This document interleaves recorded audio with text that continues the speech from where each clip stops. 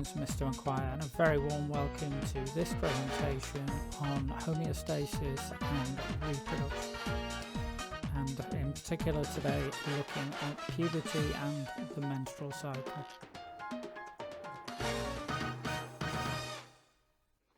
So this is the fifth presentation in this series on homeostasis and reproduction.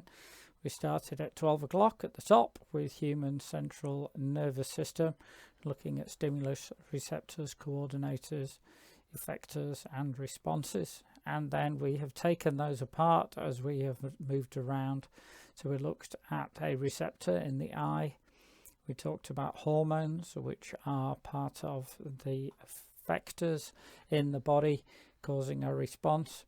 And we looked in particular at insulin, and we also talked about adrenaline and the glands they're produced from.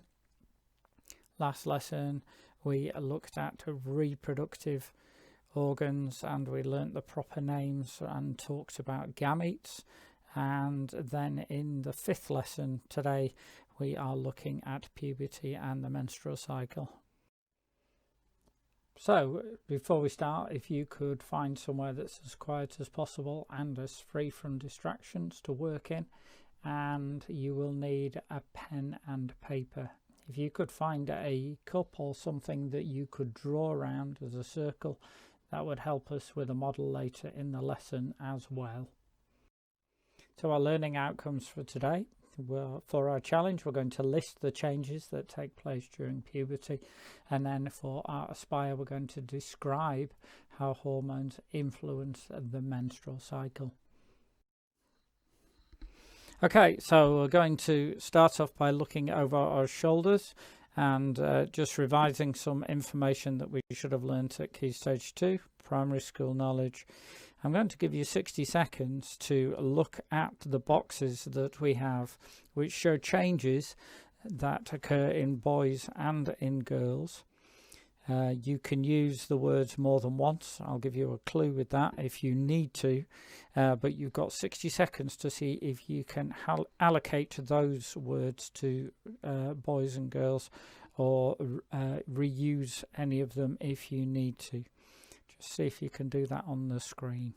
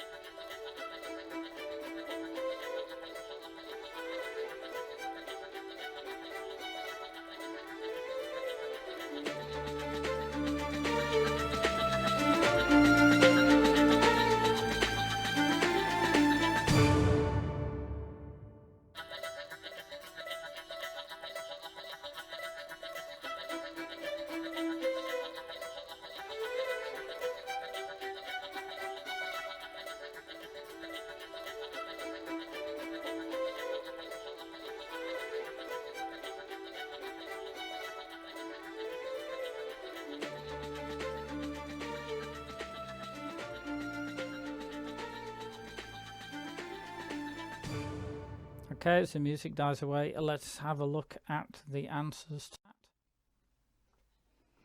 So in girls then we should see growth of body hair, which again is repeated in boys. Should see breast development and hips widening and period start. And in boys, voices deepen and the growth of facial hair. Now there are other changes which you may be aware of that occur, but obviously at this point we're just looking back to knowledge that we should have learnt at Key Stage 2. So puberty is a response to prepare your body for reproduction.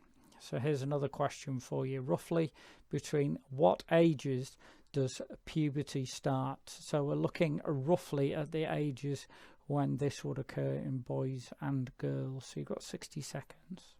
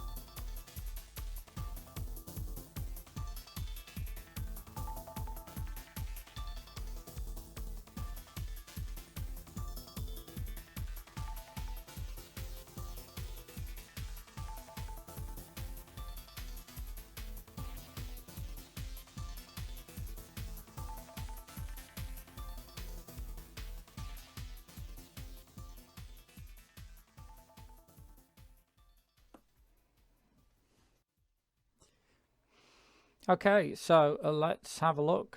Now, I want to be clear that these are very much averages, and it's important that we recognise that, because people have all kinds of changes at different ages. So in males, generally speaking, we'll be talking about somewhere between the ages of 11 and 18 years old for puberty, and in females, generally speaking, somewhere between 10 and 17 years old.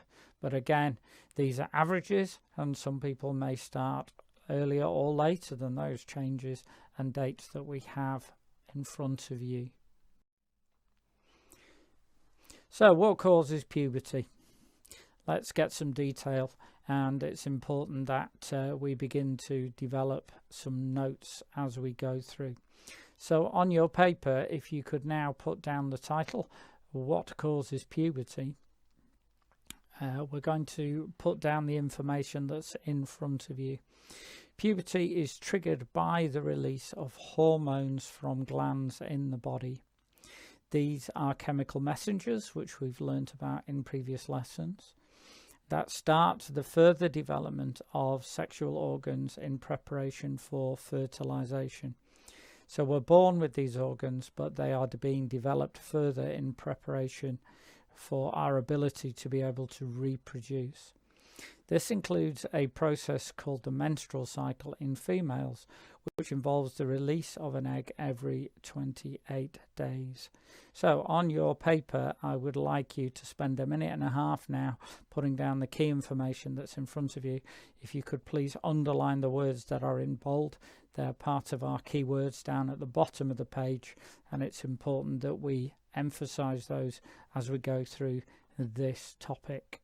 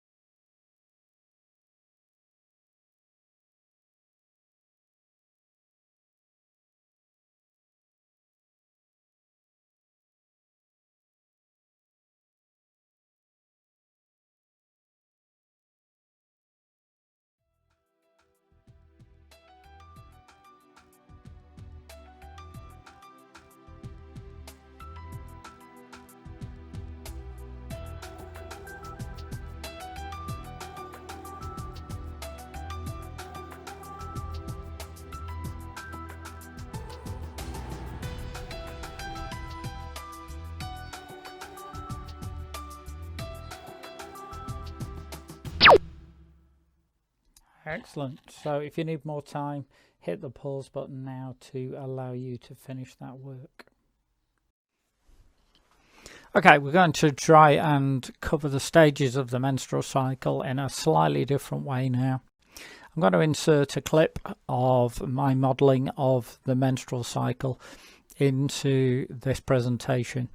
And what I would like you to do is to watch that clip and then to pause the presentation for a minute and draw out as much detail as you can before the clip is drawn again or shown again, and then I would like you to do the same. Now in total I'm going to show the film clip back to back 3 times with this slide that's in front of you shown, and I would like you then to spend 60 seconds while you draw out as much detailed information as possible so that you end up with a model. Now there should be plenty of time for you to do that before we finish, so watch the presentation for the first time. So I've just got a mug here, and if I draw around it then I end up with that circle, and because the menstrual cycle on average is 28 days, I'm going to start with day 1 here 7, 14, 21, and then day 28 is next to day 1 again, and then the cycle starts again. Now, pivotal moments that we need to know about. First of all, halfway through the cycle, which is day 14, is where ovulation occurs. That is when the egg is released. That's one thing I would like you to remember. Now, you're going to see this several times, so you'll get used to watching this, but you'll only have a minute each time to reproduce this. On day 1 to 7, that's the start of the menstrual cycle. That's the point where the lining of the uterus is shed. So this point here, I'm just going to put a wiggly line on it here, because this is the point where the period occurs.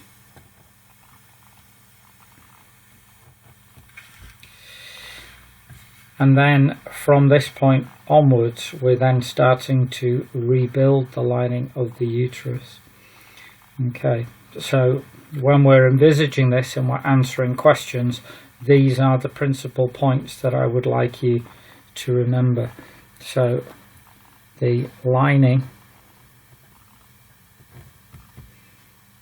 gets thicker, and that point there is lasting all the way around here. Okay, watching the presentation for the second time. So I've just got a mug here, and if I draw around it, then I end up with that circle. And because the menstrual cycle on average is 28 days, I'm going to start with day 1 here. 7, 14, 21, and then day 28 is next to day 1 again, and then the cycle starts again. Now, pivotal moments that we need to know about. First of all, halfway through the cycle, which is day 14, is where ovulation occurs. That is when the egg is released. That's one thing I would like you to remember. Now, you're going to see this several times, so you'll get used to watching this, but you'll only have a minute each time to reproduce this. On day 1 to 7, that's the start of the menstrual cycle. That's the point where the lining of the uterus is shed. So this point here, I'm just going to put a wiggly line on it here, because this is the point where the period occurs.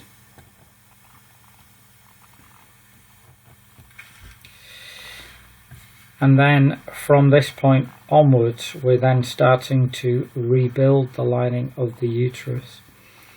Okay, so when we're envisaging this and we're answering questions, these are the principal points that I would like you to remember. So the lining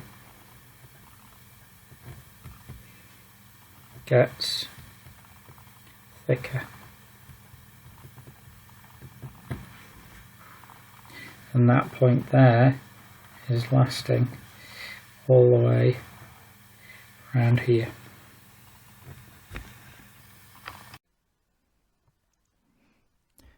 And watching the presentation for the third time. So I've just got a mug here, and if I draw around it, then I end up with that circle. And because the menstrual cycle on average is 28 days, I'm going to start with day 1 here. 7, 14, 21, and then day 28 is next to day 1 again, and then the cycle starts again.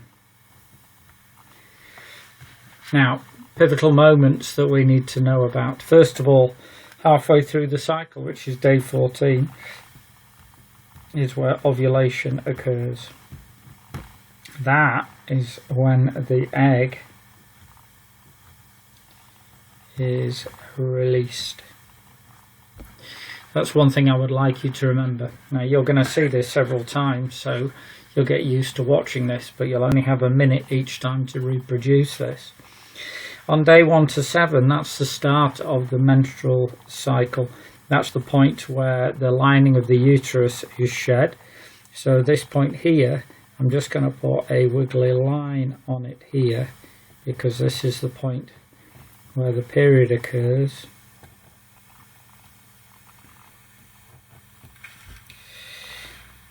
And then from this point onwards, we're then starting to rebuild the lining of the uterus. Okay, so when we're envisaging this and we're answering questions, these are the principal points that I would like you to remember. So the lining gets thicker. And that point there is lasting all the way around here. Okay, so in recap, it's a circle with 28 days on it. I've marked on it the 7s, 7, 14, 21, 28. At day 14, ovulation, the egg is released. Day 1 is the moment when the period starts, when the lining of the uterus is shed. And we then have a period after that where the lining of the uterus is beginning to thicken. This is to allow the egg, if it's fertilized, to implant, to grow and develop inside the mother in the uterus. If the mother doesn't become pregnant, then at day 28, again, the lining of the uterus is shed in the period. So we've completed a drawn model of the menstrual cycle that explains an awful lot of the detail in terms of what happens on what day, but now we need some notes that cover the activities of various parts of the reproductive system during those 28 days to 32 day cycle. So we're going to use this as our notes, and we're going to ask you to copy that down into your books. You need to fill in the sections that are in blue, and I'm going to leave this up here for 5 minutes while you do that before I remove the blue covers, and you can see what's underneath and check that you have agreed with me. Let me read it through to you while you start work. Women have a something cycle that lasts 28 to 32 days. The cycle is controlled by sex something. It starts with menstruation, a something, when the soft uterus lining breaks down and comes out of the something. A new something starts to grow. An egg is released about so many days after the cycle has started, and this is called something. That's actually on your diagram that you've just drawn. If an egg is fertilized, it will grow on the lining of the something. If the egg does not get fertilized, the something of the uterus will break apart and menstruation, a menstrual cycle starts again. So I'm now going to give you 5 minutes to get that copied down. If you can't remember what the is under those blue boxes there, then by all means leave them blank, but I'd like you to try looking through your notes to fill them in. So in 5 minutes I'm going to reveal what those blue boxes are so you can check them. Off you go.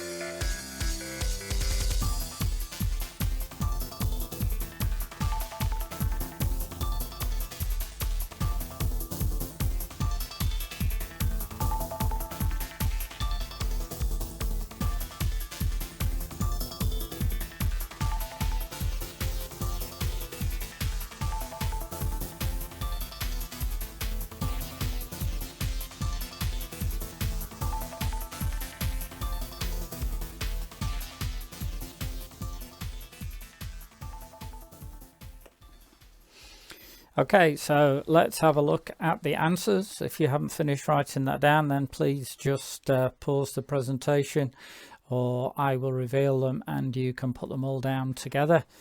So here in red are the correct words to fit in there. Women have a menstrual cycle that lasts 28 to 32 days. The cycle is controlled by sex hormones.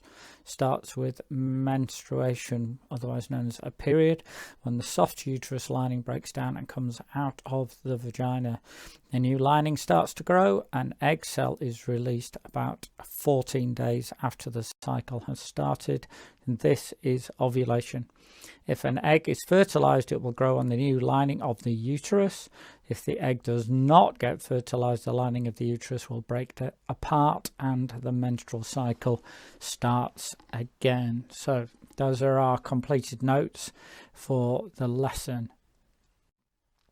So let's have a look at a plenary for today. Let's ask some questions and see if you can use your notes or recall some of the learning points from today. True or false? Day 1 of the cycle begins when bleeding from the vagina starts. Is that true or is that false? Please look at the circular diagram you drew earlier, or just recall it. You should think that that is true. Day 1 of the cycle begins with bleeding from the vagina starts. A period can last for 2 weeks. Is that a very simple question? Okay, I'm going to say false at that point, because a period can last for 2 weeks or about 4 to 5 days, but it is different for individual women. So that's just emphasizing the fact that we are really dealing with a hormone control process that can vary very, very differently between different women. So the cycle lasts 28 days. Is that true or false? Now, that's a very correct statement in as far as I have told you that it's 28 days. From that point of view, on average, it would be true. But of course, it can also be false, because for many people, the whole cycle can vary immensely at different stages in people's lives. So I'm going to declare that to be false, although it does vary.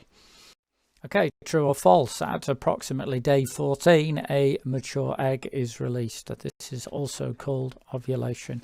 Is that true or is that false? So if we've got a cycle lasting 28 days, if you remember, we started at 0 at day 1 at the top, went right round to 28, then the date at the bottom was day 14, which was ovulation. So that is true, but again, that can vary depending on different people. If a sperm cell does not meet an egg cell, the lining breaks down and the cycle starts again. Is that true or false? The answer to that is that is true.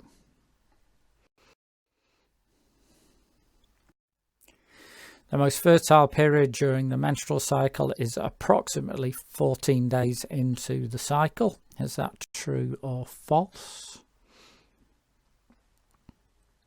Okay, I hope that you're thinking, day 14, that's when the egg is released. So obviously I would need an egg to be fertilized to become pregnant. So therefore that is true.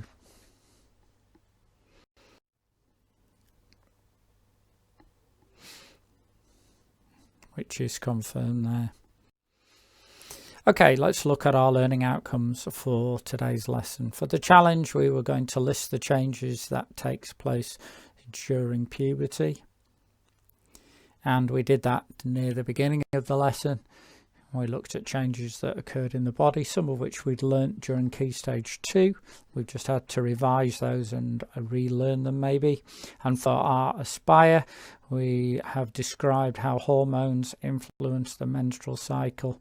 And we've looked at the stages of the menstrual cycle in relation to that. So thank you for staying with this presentation today, and goodbye.